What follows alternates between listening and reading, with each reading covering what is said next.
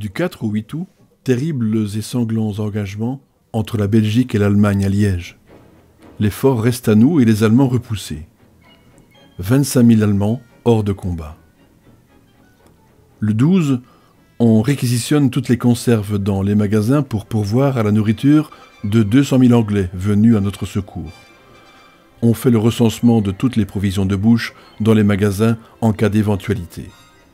Une affiche est placardée disant de ne pas molester l'ennemi s'il se présentait au village. On s'exposerait à des représailles de leur part. Les Français sont à présent en force sur notre territoire. On attend une grande bataille dans l'ASB.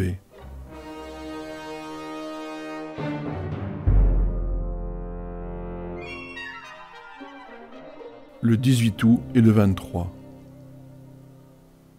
Depuis le 12, nous sommes sans nouvelles du théâtre de la guerre. Une grande bataille doit avoir lieu dans l'ASB, mettant aux prises les Allemands, qu'on évalue à 500 000 hommes, contre les alliés belges, français et anglais. Toute la région du Borinage est pleine de soldats anglais. À Frameries, il se cantonne des troupes à pied dans la plaine de la Perche, près de la gare, et de la cavalerie qui prend position sur les hauteurs près du chalet, situé sur la route de Bavay à Ciply. Nous les voyons en contrebas du derrière de la maison. C'est un spectacle impressionnant. Je vois ces soldats étrangers passer constamment près de la maison. Quand ils s'arrêtent un peu, nous leur distribuons à manger, à boire et des cigarettes qu'ils acceptent en remerciant. On les acclame et on crie « Vive l'Angleterre !» Cette nuit, il doit passer 60 000 Français et Anglais, tous venant de Maubeuge, et vont traquer l'ennemi qui, après la grande bataille, s'est éparpillé parmi toute la Belgique. Nous sommes sans nouvelles, car les communications sont coupées avec Bruxelles. On est ému.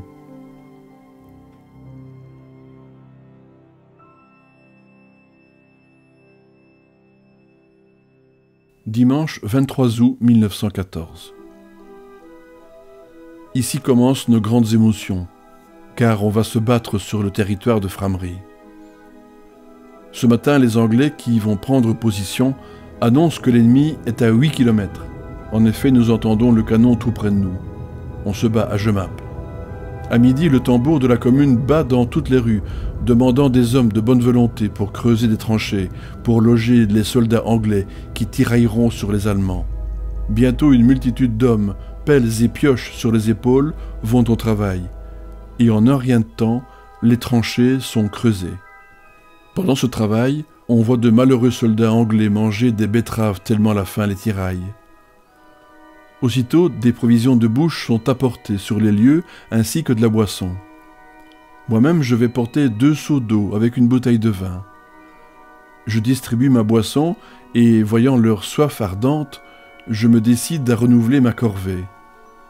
Mais à mi-chemin, des hommes qui viennent des tranchées qui sont faites sur la hauteur au-dessus du chemin de Binche me disent que l'ennemi avance rapidement et que les officiers vont retirer les civils. Je jette mes seaux d'eau et retourne à la maison rapidement, car j'avais vu une bombe éclater sur les champs près des tranchées. Nous décidons à l'instant de partir. Nos provisions sont prêtes depuis ce matin. Chemin faisant, nous entendons les balles siffler dans les rues. L'ennemi est proche. Nous décidons d'aller loger dans la grande rue, près de l'hôpital, où on soigne des blessés. Nous dormons sur les chaises, les enfants sur un matelas. J'oublie de dire que tout le bas du village est reparti pour le haut. Lundi 24 août 1914. Le combat qui avait commencé la veille sur les champs de Kuem et de Flénu a cessé à 7 heures. Il paraît qu'il en est tombé pas mal d'Allemands. Nous avons parlé à une troupe anglaise qui venait du combat. Un Français qui était dans les rangs nous dit qu'ils en ont tué 1200. Vers 4 heures aujourd'hui, le combat a recommencé acharné. Nous nous sommes aussitôt mis dans la cave et nous prions ensemble.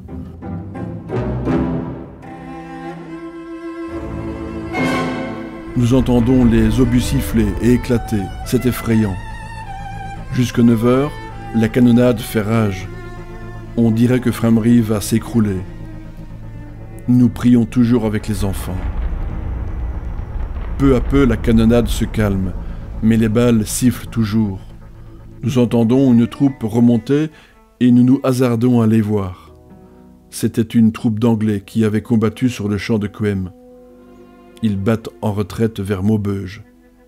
Il paraîtrait que ce mouvement de retraite est prévu pour attirer les Allemands vers les ouvrages de défense de Maubeuge, qui sont, paraît-il, des tombeaux pour eux. Les Anglais revenant du combat sont si beaux à voir dans leur attitude héroïque, noirs de poudre et tout ensanglantés, mais si courageux que je suis tenté de les embrasser de joie. Nous les réconfortons avec de la boisson et des œufs. J'en vois un complètement déshabillé, noir de poudre. Il ne lui reste que sa vareuse trouée de balles et son pantalon en lambeaux, sans coiffure et sans armes. Il n'est chaussé que d'une bottine et porte une blessure à la jambe. Mais il marche quand même, l'allure fière. Il est magnifique à voir. Il en passe pendant près d'1 heure de ces héros. Dans le nombre, on en voit qui sont exténués, mais ils ne peuvent trop s'attarder. L'ennemi est là, derrière eux. Aux 4 pavés, près de l'hôpital, les Anglais ont élevé des barricades avec des cailloux de pavés arrachés à la route. Nous redescendons dans la cave car les balles sifflent toujours. Vers 10 heures, nous entendons frapper avec force dans les portes. Croyant que les habitants se sauvent de nouveau, nous remontons vite de la cave avec les enfants et nos paquets. Nous ouvrons la porte et nous nous trouvons face à face avec un soldat haut de 2 mètres. C'était l'avant-garde allemande. Je la reconnais à son casque pointu et son uniforme gris foncé. C'est lui qui frappait dans toutes les portes avec la crosse de son fusil. Il sommait tous les hommes, revolver au poing, de le suivre. Il entre dans la maison et, braquant son revolver dans la figure, me dit « Homme, porte !» Il voulait dire de sortir. Il en fait autant avec tous les hommes. Il visite toutes les places et descend dans les caves pour s'assurer s'il n'y a plus d'hommes. Nous nous trouvons dans la rue à 100 d'hommes, et tous, nous croyons que les Allemands allaient nous faire marcher en avant d'eux, ou nous fusiller. Mais arrivés aux 4 pavés, ils nous font remplacer les cailloux des pavés que les Anglais avaient déplacés. Nous en sommes quittes pour la peur. Mais cette heure de travail humiliant, sous la garde de ces brutes allemandes et les balles qui sifflent toujours, je l'aurai toujours à la mémoire. Après cette corvée, craignant le passage du gros des troupes allemandes, car où nous logeons c'est une route provinciale, nous décidons d'aller chez un ami à Cargnon. Mais dans la rue de Saint-Guilain, une connaissance nous invite à entrer chez elle, et nous décidons de passer la nuit là.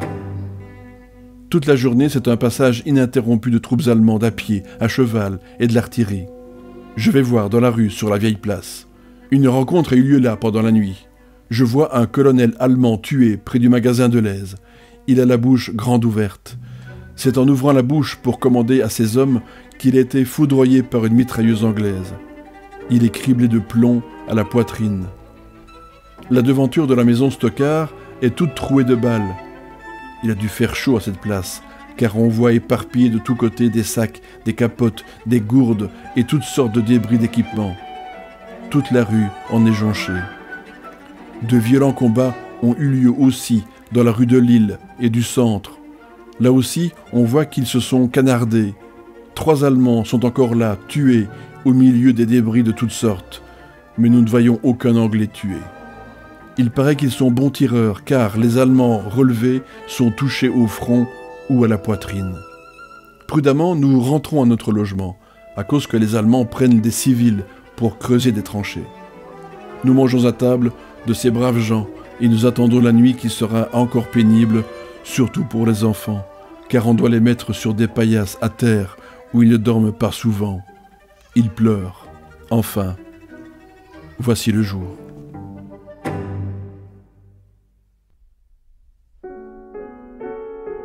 Le mardi 25 août 1914. On disait que les forts de Maubeuge allaient donner de grand matin. mais on n'entend rien. Je me hasarde à aller visiter ma maison rue d'Honneur, près du cimetière, où une bataille a eu lieu. Chemin faisant, je vois des portes enfoncées par ces hardes allemandes après la bataille d'hier. Je m'informe et on me dit qu'ils enfonçaient les portes des gens qui n'étaient pas chez eux et pillaient et saccageaient tout. C'est écœurant. Dans la rue de Crachet, ils entraient en enfonçant les portes sur toute la longueur de la rue. Nous voyons la maison du Blanc, dont toute la vaisselle et les meubles ont été brisés. Des biscuits et une centaine de bouteilles de vin jonchent là, au milieu de tout débris. Nous sortons écœurés de voir ces traces de sauvagerie de la soldatesque allemande. Tous les volets sont percés de baïonnettes et les portes. On voit qu'ils ont voulu faire le plus de mal possible. Au coin de la rue de la station, ils ont enfoncé le panneau de la porte et ont tout saccagé. Le magasin épicerie et mercerie est pillé. Chez ma sœur Laure, pâtissière, ils ont enfoncé la porte et saccagé toute la pâtisserie. Ils ont brisé le comptoir pour prendre l'argent qui s'y trouvait. Chez Turpin, à côté, ils ont agi de la même façon. J'arrive chez moi. Ma maison est intacte, ainsi que les 6 que je loue. Les boulets les ont épargnés.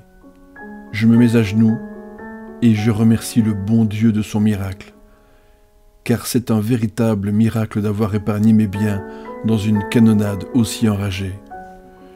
Près du cimetière, 3 maisons sont complètement brûlées. Un voisin de ces maisons, en cherchant du secours, a été tué par une balle sur ma cour. L'un des fils de ma locataire a été tué à sa fenêtre du haut, aussi par une balle. 6 maisons de la rue des Fours à Chaux sont criblées de boulets.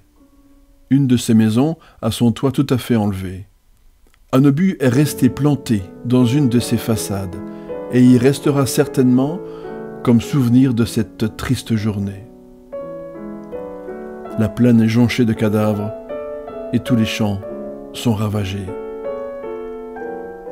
Au four à coq et à la gare, ils ont fait le plus grand mal possible après la bataille. Ils ont fracturé les coffres-forts qui étaient vides. La rue de Montavo a aussi été mise à sec. Nous passons le restant de la journée à regarder défiler les troupes et les munitions de toutes sortes. Vers 4 heures, nous décidons à quelques hommes d'aller sur le haut du village, vers la Bouverie. C'est un spectacle effrayant. L'action a été encore plus chaude que dans le bas. Presque pas de maisons sont intactes. Toutes ont été détruites, brûlées ou criblées d'obus. Toutes les toitures indistinctement ont été endommagées. Le couvent des Sœurs à Frameries est troué de boulets et en partie démoli. On se fait là une idée de ce que c'est une bataille, et c'est la même pour tous les gens de ces parages. Dans la pâture de la corderie d'Uffran, qui est toute démolie, ainsi que sa maison, nous voyons 2 Anglais couchés près de la haie. Ils ont été tués dans cette position au moment où ils fusillaient jusqu'à bout portant les Allemands qui passaient dans la rue. Ils ont dû en abattre de ces Allemands avant d'être tués eux-mêmes, car on voit un morceau de cartouche qui le prouve. Nous continuons. Là, des chevaux tués, des capotes, des sacs, des harnachements, aussi loin qu'on sait voir. On voit des cadavres. C'est une bataille en règle qui s'est livrée sur le champ de la Bouverie. La rue de Piquery, qui est si peuplée, est presque déserte. Si et là se trouve encore une maison debout. C'est la désolation. Que vont devenir ces gens? D'aucuns qui se trouvaient encore chez eux, dans leur cave, ont été asphyxiés. Nous revenons mornes et tristes d'avoir vu tant de misère. Nous allons visiter les blessés à la Croix-Rouge. Il y a là 47 blessés anglais et 2 Allemands. 7 vont mourir. Nous rentrons à notre logement chez une Italienne qui a bien voulu nous héberger, car il paraît que près de chez nous, les Allemands ont placé des canons.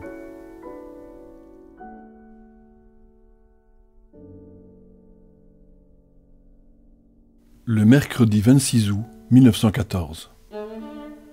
Après avoir dormi tant bien que mal sur des paillasses par terre, nous décidons de rentrer chez nous, car nous sommes exténués. et les enfants sont sales. Nous voilà chez nous enfin, et nous pleurons de joie en remerciant Dieu de nous avoir préservés. Frameries est plein de soldats qui réquisitionnent tout dans les magasins. 2 se présentent chez nous et je leur donne des provisions pour 10 francs. On ne cesse d'entendre le canon dans la direction de Bavay. L'après-midi, on assure qu'il est tombé plus de 200 000 Allemands, plus les batailles de dimanche et lundi à Jemappes et Frameries, où il en est tombé 60 000. Nous sommes Allemands pour le moment, car nous sommes sous leur loi. De passage seulement, des troupes passent constamment et le canon ne cesse de tonner. C'est un véritable carnage qui se fait sur les frontières, où, paraît-il, les Français ont fait de grands ouvrages de défense, où les Allemands vont tomber par milliers. Grand bien leur fasse. Des officiers allemands assurent qu'ils vont à la mort. Jeudi et vendredi 27 et 28 août 1914.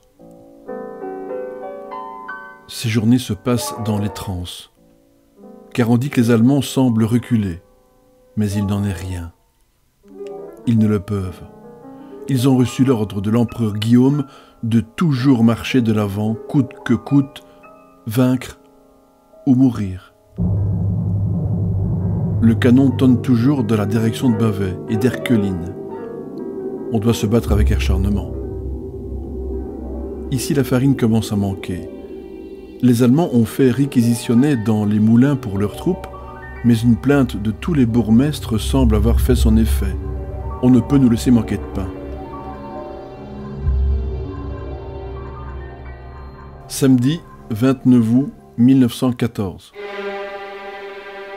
De grand matin, le canon des forts de la défense de Maubeuge commence à tonner. Les canons sont si puissants que les maisons de Frameries reçoivent des secousses telles que les vitres tremblent à chaque coup. Leurs ravages doivent être fameux. Ici, l'anxiété règne sur tous les visages en pensant que les Allemands pourraient battre en retraite. On voit sur la grande route de Bavay des ambulances allemandes conduisant leurs blessés à Mons. Le canon ne cesse de tonner et c'est impressionnant de voir conduire ces blessés durant la canonnade.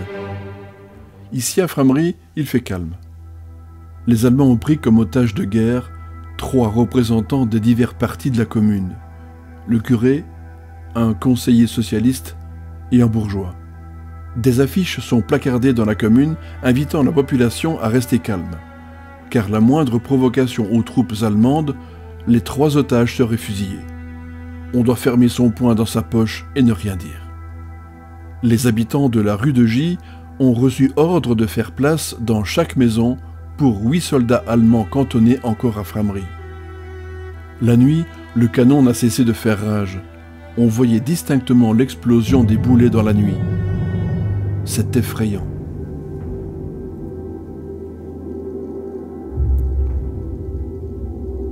Dimanche 30 août 1914. Le village est dans le calme le plus absolu.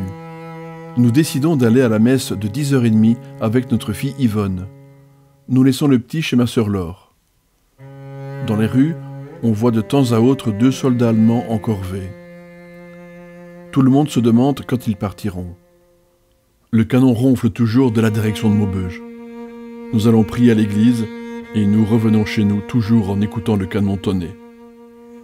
La journée se passe ainsi, morne, et dans l'inquiétude de ce qui se passe là-bas, à Maubeuge, car on est sans journaux depuis 15 jours. Plus rien ne circule. La canonnade dure toute la nuit. Les Allemands ont sans doute profité du brouillard de la nuit pour faire une attaque des forts.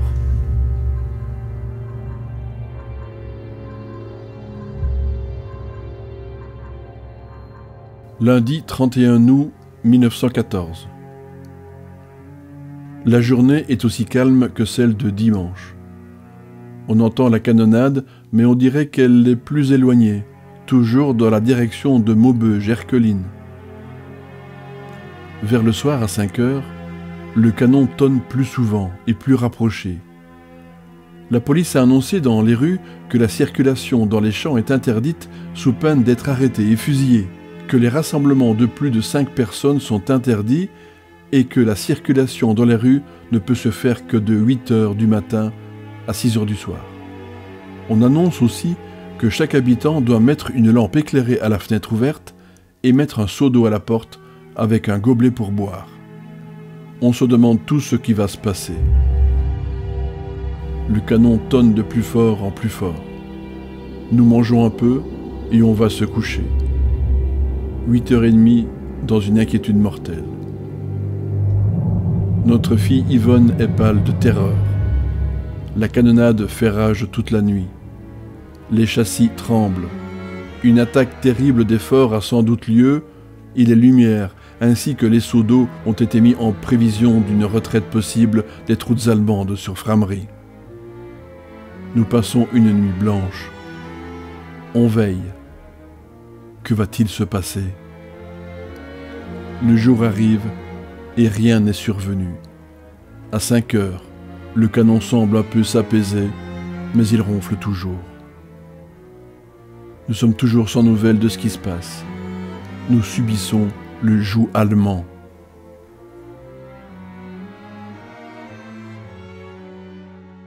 Mardi 1er septembre 1914. Si la nuit, le canon a tonné vers 5 heures jusqu'à 2 heures de l'après-midi, la canonnade est infernale. Ce sont sans doute les assauts furieux et des réponses des forts non moins furieuses qui se livrent là au fort. D'après les racontars, les Allemands ne gagneront pas un pouce de terrain. Ils font de grandes pertes. Hier, il est venu à Mons 30 chars remplis de blessés allemands. C'est horrible. Ici, la farine commence à manquer et la police fait appel aux habitants pour aider les cultivateurs à rentrer leurs récoltes. Serait-ce la famine, car plus rien ne rentre en Belgique de l'étranger? La nuit a été calme, à part quelques coups de canon très rapprochés. Mercredi 2 septembre 1914. Le canon tonne continuellement de la direction d'Erquelines. C'est toujours l'attaque des forts qui continue, enragée. On assure que les Allemands ne gagnent pas de terrain et se découragent. On apprend que les Français gagnent sur toute la ligne de combat. Dans les plaines de Landrecies, on assure que les Allemands ont perdu 80 000 hommes. Les désertions sont fréquentes dans leurs rangs. Ici, tout le village serait mort, que le calme ne serait plus frappant, à part le canon qui fait tout trembler. Mais plus rien ne va, ni charbonnage, ni atelier, ni gare. C'est la ruine pour les pauvres ménages. On rentre les récoltes et on attend la délivrance du joug allemand.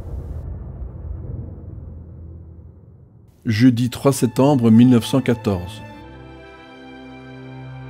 La journée était très calme, à part quelques coups de canon.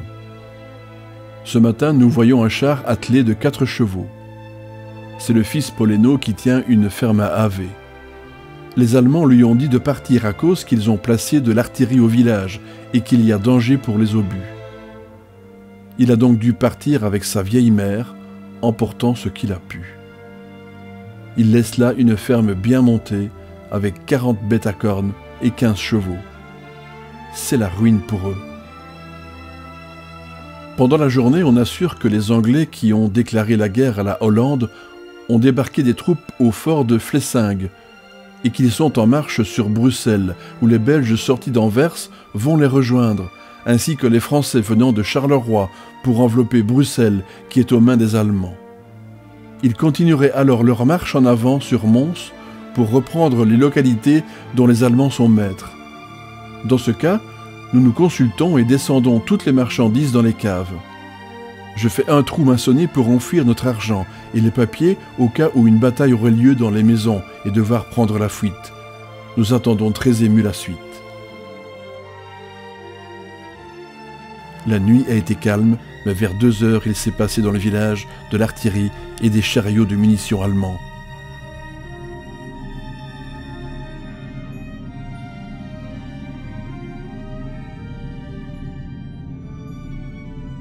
Vendredi 4 septembre 1914.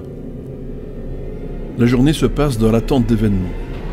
La canonnade au fort de Maubeuge ne ralentit pas. Voilà 10 jours qu'elle fait rage et tout tremble dans la maison. C'est impressionnant. On dirait par moments que la terre va se soulever. Vers 10 heures, nous voyons un cycliste allemand passer. Il va sur Mons. Une locomotive allemande avec un fourgon passe sur le chemin de fer et repasse presque aussitôt. Un aéroplane anglais plane sur les frontières. Les Allemands tirent dessus sans l'atteindre.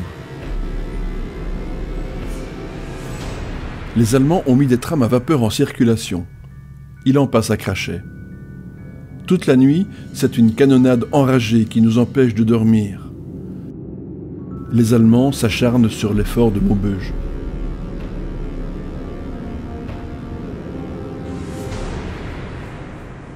Samedi 5 septembre 1914.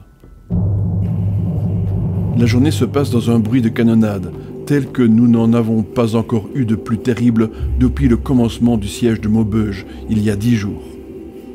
Nous vivons dans un bruit infernal de canonnade qui fait tout bouger dans les maisons. On sent que les Allemands tentent à tout prix l'assaut des forts. Y arriveront-ils? C'est ce qu'on attend toujours. Ici, les Allemands qui sont les maîtres réquisitionnent tous les chevaux et chariots qui restent dans Frameries avec domestiques pour conduire leurs munitions. Reviendront-ils jamais? Ce sont de tristes et pénibles moments. La nuit est assez calme, quelques coups de canon. Dimanche 6 et lundi 7 septembre 1914. Ce matin 5 heures, la canonnade reprend là-bas à la frontière, toujours en direction de Maubeuge, jusqu'à 1 heure. Je vais à la messe avec ma fille Yvonne, prier pour nous débarrasser du joug allemand et demander à Dieu la victoire des armées alliées.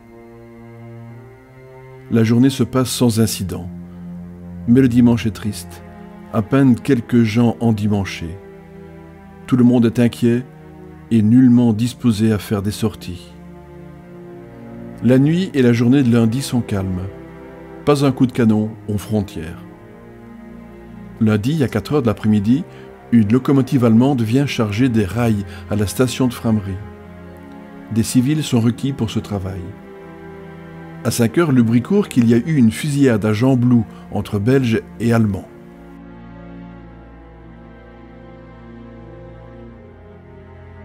Mardi 8 septembre 1914. La nuit et la journée sont aussi calmes qu'hier. Pas un coup de canon à la frontière. Un déserteur français restant à Frameries arrive en civil, disant que la place fortifiée de Maubeuge s'est rendue. Nous le croyons à peine. N'est-ce pas un déserteur des premiers jours de la guerre qui ne sait ce qui se passe?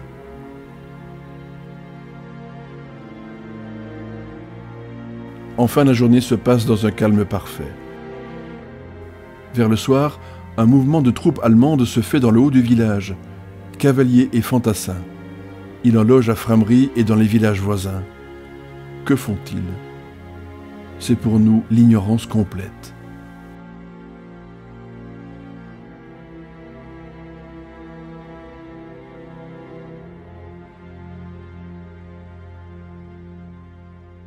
Mercredi 9 septembre 1914. Il fait si calme qu'on ne croirait pas que nous sommes en pays de guerre si les troupes allemandes cantonnées de la veille n'étaient encore au village. Le bruit circule toujours que Maubeuge est aux mains de ces Allemands maudits qui nous brutalisent et nous tirent tous nos vivres. L'après-midi, nous prenons connaissance d'une dépêche du matin de Paris, disant diverses victoires des Alliés. C'est de bon augure, mais nous restons toujours aux mains des Allemands. Vers 3 heures du matin, les troupes allemandes partent dans la direction d'Eugy. Ils passent chevaux et camions au village.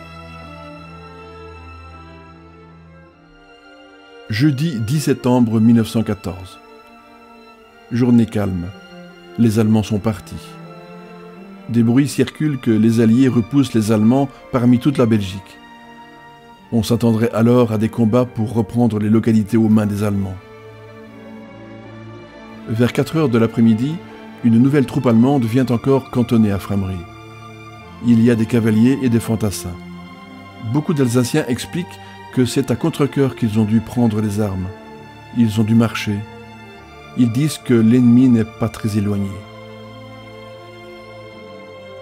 La nuit, nous entendons des cavaliers passer en patrouille. C'est impressionnant. Vendredi 11 septembre 1914. Toute la journée s'est passée dans un calme parfait. La locomotive des Allemands est venue manœuvrer quelques wagons fermés à Frameries. On entend quelques coups de canon au lointain, sans savoir se rendre compte d'où ils viennent. Vers le soir, un homme revenu de Mons assure avoir vu l'état-major allemand partir en hâte vers Maubeuge, que les gens sont affolés à Mons et que les Alliés ne sont pas loin. Un peu plus tard, on apprend qu'on se bat à Casteau-Mézières. Nous rentrons impressionnés et prions pour notre délivrance. Toute la nuit a été calme.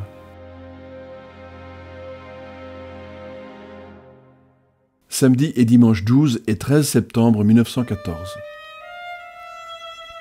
L'alerte d'hier était fausse. La bataille est beaucoup plus loin et les Allemands manœuvrent toujours sur le chemin de fer. Ils sont les maîtres. Ils se permettent tout. Journée calme. Dimanche, je vais à la messe prier. Le curé, tout en n'effrayant personne, dit qu'on prie tous pour notre délivrance le plus tôt possible, que les Russes et les Anglais sont venus sur le champ de bataille et qu'ils ne sont pas près de lâcher. Nous apprenons qu'on s'est battu à Jumet et que les Français gagnent du terrain. Après-midi, des officiers allemands font exploser des obus anglais délaissés sur le terrain près du cimetière et des fours à chaux. Dimanche triste.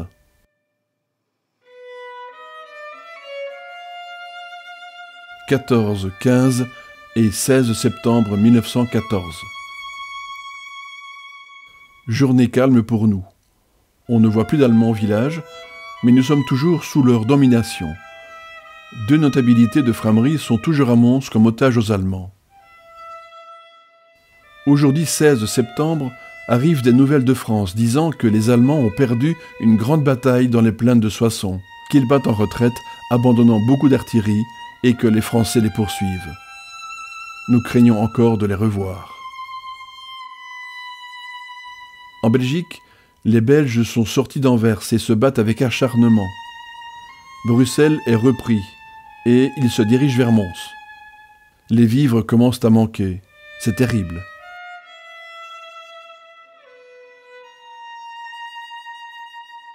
« 17, 18 et 19 septembre 1914. Journée aussi calme que les précédentes. Depuis cette semaine, les directeurs de charbonnage ont décidé de travailler 3 jours de la semaine pour sauver la population de la famine qui commence à se faire sentir. Je vais à Mons par 2 fois pour acheter des provisions de bouche. Mais les maisons de gros se vident déjà. Il fait triste. Des soldats allemands sont dans les casernes, à l'hôtel de ville et à la gare. Ce sont de vieux réservistes. Ils ont tout brûlé, les archives de la gare. Il y a du foin partout. C'est écœurant de regarder cette besogne si dégradante pour des soldats. Aujourd'hui 19, on nous assure qu'on a lâché les otages. Que va-t-il se passer ?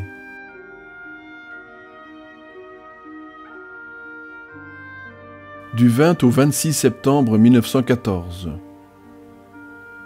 Journée calme et silencieuse, toujours sans journaux et sans nouvelles. Nous apprenons néanmoins, par quelques rares journaux du nord de la France, que les Allemands sont en recul sur toute la ligne.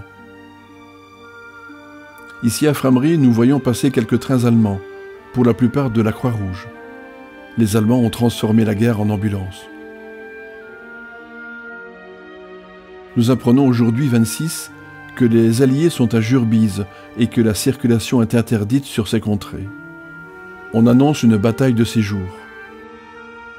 Vers 4 heures, nous voyons un aéroplane très haut, ce qui annonce une reconnaissance.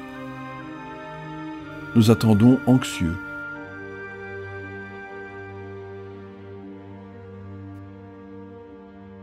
Du 26 septembre au 1er octobre 1914. Journée calme également. On ne se douterait pas qu'on est en guerre. Si la guerre est occupée par les Allemands en était silencieuse, quelques trains de la Croix-Rouge passant, rappelant les horreurs de la guerre. On entend des coups sourds. Ce sont des coups de canon au lointain. Pour allonger la farine, on a donné ordre au boulanger d'y ajouter 15% de pommes de terre pour le pain. Il est très bon et digestif. Aujourd'hui, 1er octobre, on entend le canon plus distinctement. D'après moi, ils sont à moins de 6 heures de nous. On se bat avec acharnement car le canon n'a cessé de tonner de toute la journée. Nous avons peur. Serait-ce que ces jours nous aurions des combats dans les environs? Quel triste jour nous passons depuis 2 mois. Maintenant c'est pire encore. Les Allemands qui perdent beaucoup d'hommes sont en rage et brûlent beaucoup de maisons.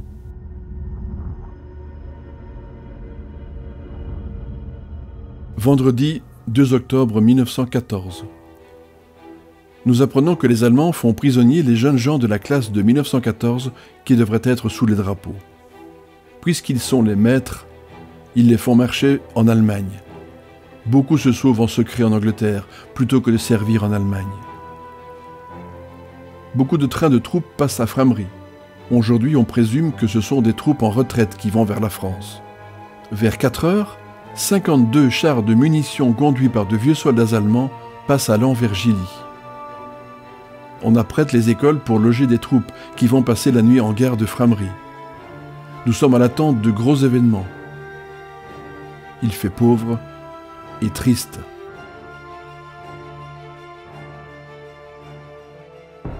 Samedi, dimanche et lundi, 3, 4 et 5 octobre 1914. Ces journées sont calmes en apparence, mais on entend le canon dans la direction de Quiévrain et Valenciennes. Des combats ont donc lieu. Les Allemands qui circulent toujours ont eu le temps de fortifier la ligne de Mons à Valenciennes. Il fait dur de les déloger. À Frameries, les Allemands ont coupé la ligne de chemin de fer près du pont d'Onner, Frameries-Warquigny, sans doute pour empêcher les transports des Alliés sur ces lignes en cas de retraite. C'est écœurant de voir ces soldats allemands abîmer tous nos ouvrages d'art. Il nous faut beaucoup de courage pour supporter tous ces maux. La famine ne se fait pas encore sentir, mais les vivres augmentent. Les pommes de terre sont à 14 francs les 100 kilos. 6, 7, 8, 9 octobre 1914. Ces journées se passent pour nous sans grandes émotions. C'est toujours la guerre, nous le savons, mais on se bat sur les plaines lointaines d'Arras où les Allemands se sont encore reformés malgré leurs grandes pertes. Ils passent sans discontinuer des trains de blessés et même des tués. Le champ de bataille est si couvert de tués allemands qu'ils sont obligés de les enlever et vont les brûler dans les grands fours à coke aux environs de Charleroi. C'est affreux. Jamais guerre n'a été aussi horrible. Ici à Frameries, les vivres commencent à manquer. Je vais à Mons le 7 pour acheter quelques denrées alimentaires, mais les maisons de gros sont vides. Je vois une affiche réduisant à 300 grammes la ration de pain par personne, malgré le mélange de blé et de pommes de terre. Le froment devient rare. Serait-ce déjà la famine en perspective ?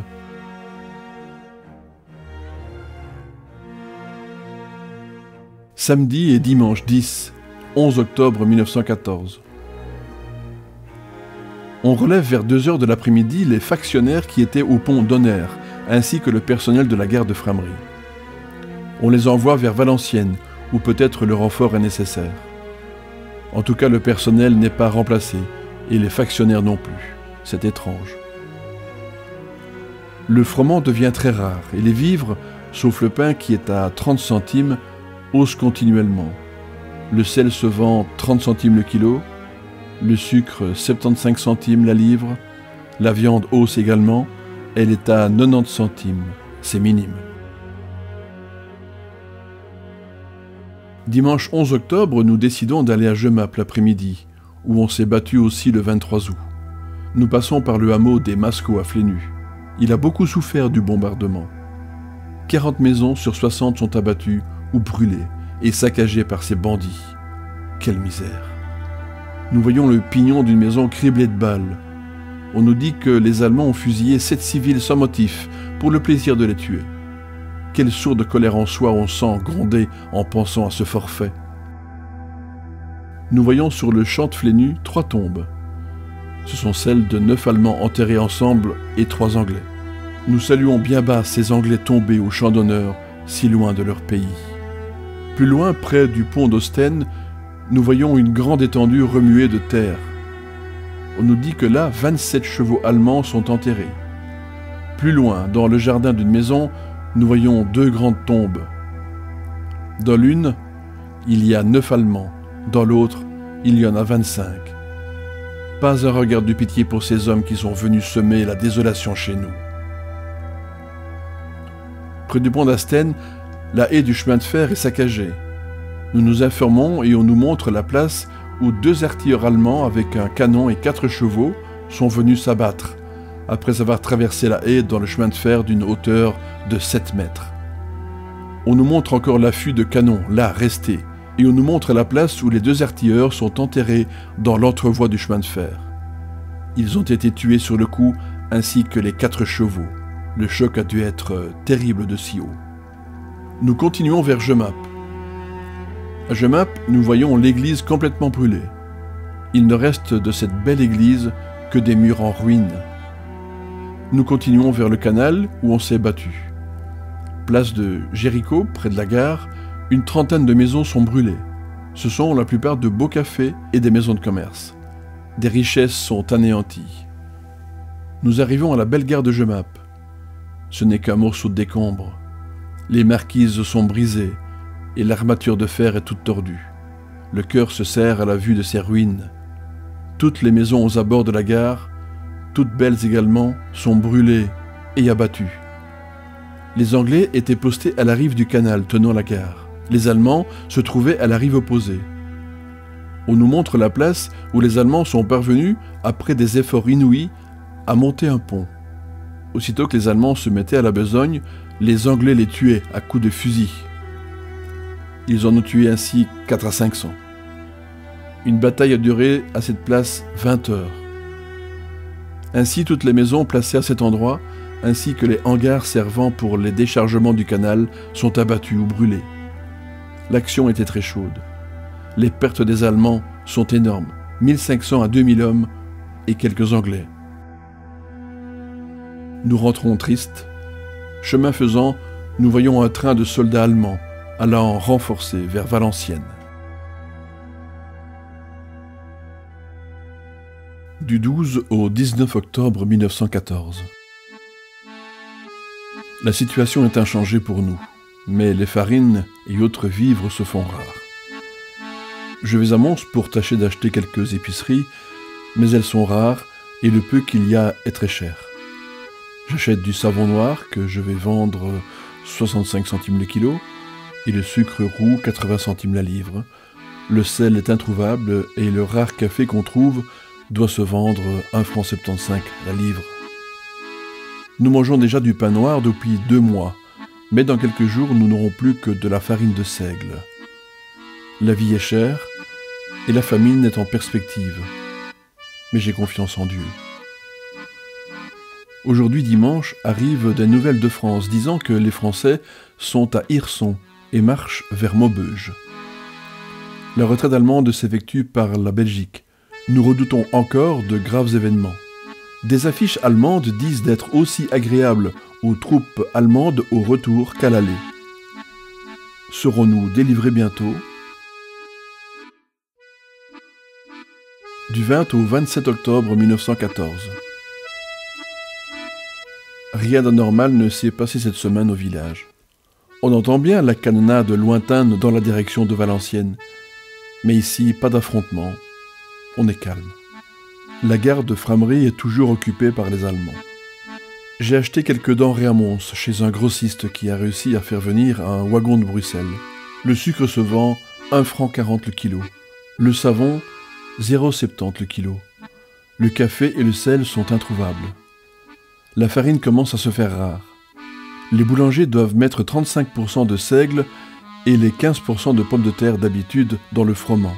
Le pain est presque noir et beaucoup d'enfants n'en veulent pas, mais les enfants le mangent sans rien dire. Dans les charbonnages, on travaille toujours 3 jours la semaine. Il fait triste et pauvre. On gagne à peine de quoi se nourrir. Le soir, nous voyons des projecteurs électriques dans la direction de Maubeuge.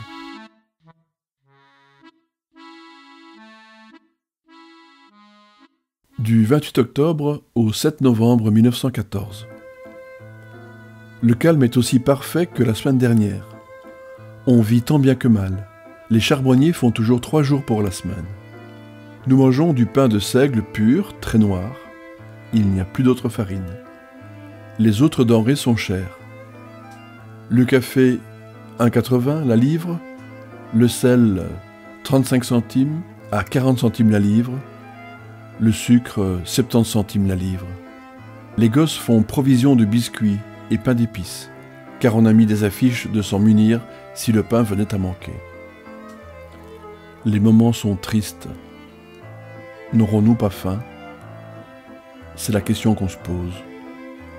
Aujourd'hui, 7 heures, le garde champêtre annonce dans les rues que les clôtures métalliques des pâtures doivent être coupées par ordre du commandant de la place allemand. Serait-ce la retraite? Des trains de soldats allemands passent venant de Maubeuge vers Mons. Nous attendons des nouvelles.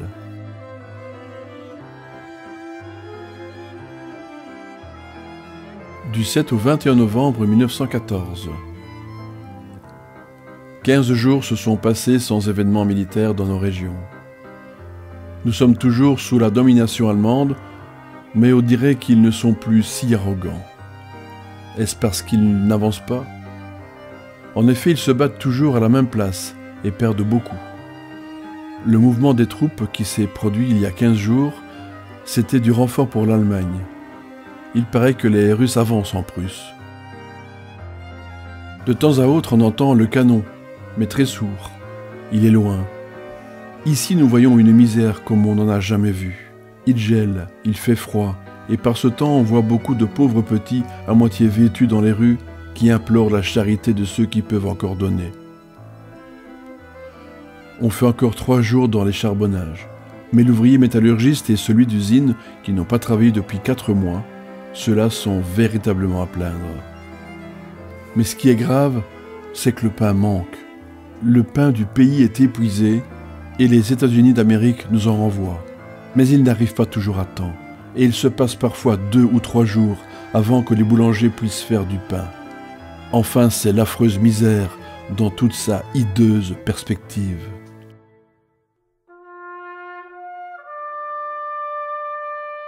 Mais nous espérons toujours bientôt notre délivrance par l'écrasement de ces Allemands maudits qui sont venus semer la ruine dans notre pays si florissant. Les troupes avancent lentement mais sûrement. Prenons courage. Voilà ce que nous disons toujours pour relever notre morale. Nous avons bien les journaux, mais sous la censure allemande, c'est presque rien.